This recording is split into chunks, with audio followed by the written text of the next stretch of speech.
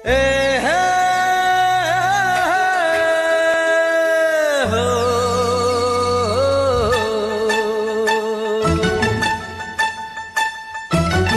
అన్నారమ్మ మేము గరీబోళ్ళని, ఎవరు చెప్పారమ్మ మీకు గతి లేనోళ్ళని.